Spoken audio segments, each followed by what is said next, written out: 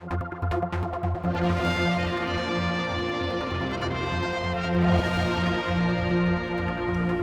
with me next, looking back over the last year and looking forward, is Juan Watterson, member for Rushen, and of course, Mr. Speaker still.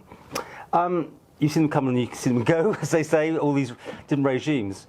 How's it been this last year? Well, it's amazing to think this is my fourth time around. Four? It's amazing. You're the senior man, aren't you? Well, it goes to show how much this place has changed since I first landed. I think when I first arrived, not only was this almost an entirely male-dominated house, there were only two female members in it, as opposed to now where it's... Well, and I think I also brought the average age down to 57 when I joined as well. The youngest member? Yeah, 26 at the time. And now we've got quite a few members in their 30s still.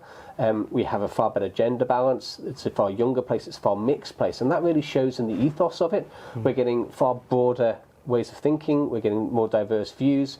And that is absolutely fantastic for the organisation. It's fantastic for the people of the Isle of Man that we're getting such diversity of thought in, because that's leading everyone to better decisions, I think. I mean, from all accounts, everyone's saying it's a different style completely from the Quayle administration. You agree with that? I would agree with that, absolutely. For better, worse? Yes, I do think so, for better. I think that this government has really set its stall out to try and tackle some of the bigger issues that the previous administration didn't quite grasp.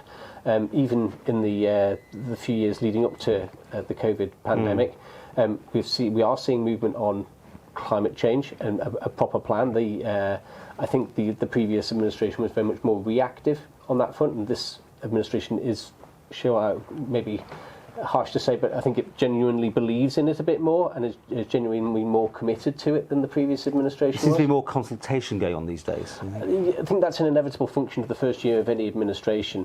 There is that sort of lost sort of couple of months while everyone scrabbles for the island plan to be put together, whatever it's going to be called. But it's an essential part of that, building consensus around an agenda for the next 5 years. So it's an important work, but it does mean that government tends to be a little bit sort of slower out of the blocks in year one and still has to find where it's going in some areas. You always got this difficult, and we talked about it many times, about your speaker, so you have to be just doing your job in one of the houses, or House of Keys, but you get your moment in Tynwald once a month. Yeah, I mean, the House of Keys is chairing the House of Keys is a relatively small part of what I do in terms of my working week. Oh, go on then. It's the Tuesday morning, it's the... there's a bit of preparation around that. There's the working with ministers around their programme and how they want to go about it, around sort of dealing with administrative things such as the leaves of absence and things. But the chamber work itself is not the biggest part of the job.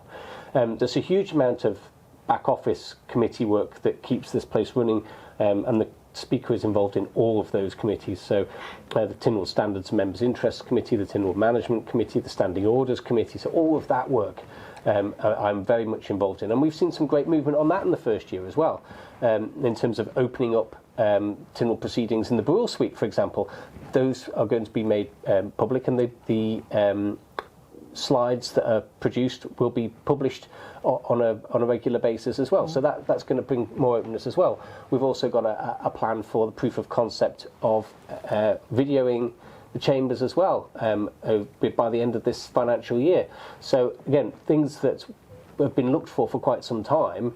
We're going to have a go at it. It might not be perfect. It's certainly not going to be BBC standard, but it's something that if people want it, we'll try it and see if it works out and see if it's worth the money. Interesting. How do you juggle this, though, with being the constituency MHK? Well, that's, of course, the great advantage of Tynwald, where I can go in and put my plethora of written questions, put motions down, and also act in the select committees and standing committees that I'm involved in.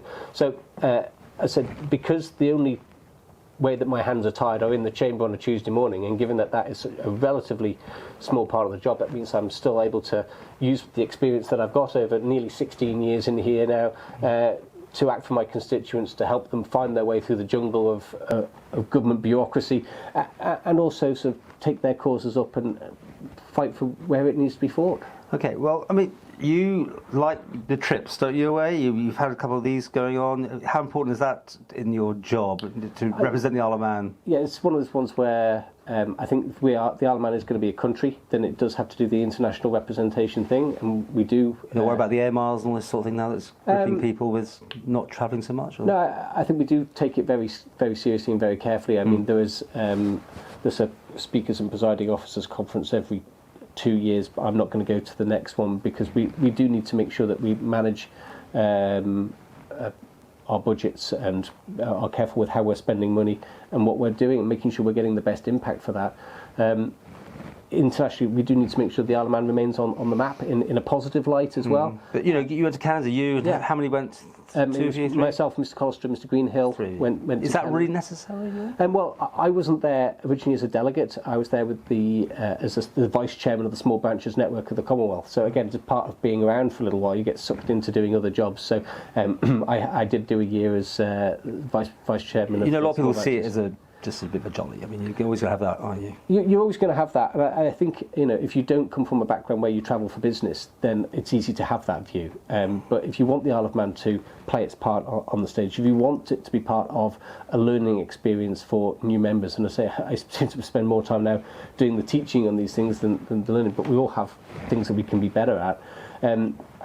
Likewise, we are doing far more online now, and one of the disadvantages of being so involved in the Commonwealth is that the executive meetings will happen at 1 o'clock in the morning, 4 o'clock in the morning, because there's now an expectation that people can meet all around the world at some point, and something's always got to give somewhere. So you can't have the chairman in Canberra, the vice chairman in the Isle of Man, and members in Trinidad and Tobago, and expect that the whole system is going to work without a bit of difficulty. How do you break down the differences then in your jobs? I mean, how much time can you give the Russian area and you know, obviously the speakers areas? Yeah. Well, the constituents of Rushen are always my top priority. They're the people who put me there, and they're the ones who get the most attention from me. So that is my first and foremost job. The Speaker of the House of Keys, as I say, is that it's an ability to do that constitutional work and be that leader role in the House. But I mean, I do take it seriously in terms of making sure that we've got these new members and they're developed and they can hit the ground running and do as much as they can, as fast as they can. We've had a more intensive than ever before induction programme for members that I've been sort of heavily involved in last time and this time, to make sure that it's not like it was in the old days where knowledge was power. Now I think, you know, it's in everyone's interest to make sure that people know as much as they can so they can get on and do the job that they were sent here to do as quickly and as well as possible. What sort of year have you had then? And what have you been up to, you know, to report on? It's been a great year. Straight out of the blocks, and I suppose you'd expect that on the force. I mean, you kind of get used to the cycles of how things happen. Obviously, right at the start, I was really honoured that the House of Keys re-elected me as their Speaker. You want to be President, right? No, I'm really delighted to be taking on the role of Speaker, because that's it's a leadership. But you want to be President? I stood as President in the previous administration, but here I am. I'm doing a job. I'm a Speaker of the House of Keys. I'm absolutely flattered to have got that role again. That's enabled me to sort of use it as a platform for things such as standing again as the chairman of the Public Accounts Committee, which was envisioned to be a separate job. However, I've always had a passion for that area and a real enthusiasm, and so we've got stuck right into the issues around the Liverpool landing stage, and we'll be reporting on that in the near future with some of the lessons to learn. And another one of the things that I was really keen on the last administration that I've again started up in this was to ask Tynwald to reignite the Poverty Committee, because that died at the general election. So to re-establish that, and I think that's proved to be more important now than ever before. And we've got an ongoing work stream there around housing, which was a massive topic last year. We're still seeing government sort of fumble a little bit, not really come up with the deliverables. You know, recent headlines about not getting the houses delivered, but not really a coherent strategy to it yet a year in. So that's something that we hope to be able to develop and build on, and make sure that the issues that people are facing in their day-to-day lives are really tackled by government. So, I mean, to finish this off, have you done what you wanted to do? Sounds like you've done maybe more. I don't know. Yeah, it's been a great first year, and that's it's a good platform now to which to launch into future years of the administration. So, with all these experience you've had over the years, is this a very positive government then? Yeah, I think this is. I'd say it's been slower getting off the ground, but then again, there've been so many new members coming in that I'm not surprised by that. So it's taken that time to get to know each other, to form those coalitions coalitions, but as I say, they have been able to tackle some of the big issues around sort of climate change. We've seen a commitment this week to the triple lock. That really sort of underpins the social values, I think, of this administration, and that commitment in the government plan to move from to align the minimum wage and the living wage, which was a big manifesto commitment of mine, which should help bring 16% of the working population out of poverty, and that's something that the government's committed to in its plan as well. So I give the government credit where it's due there. Well, we'll talk more about what's coming up in our next section, part 2.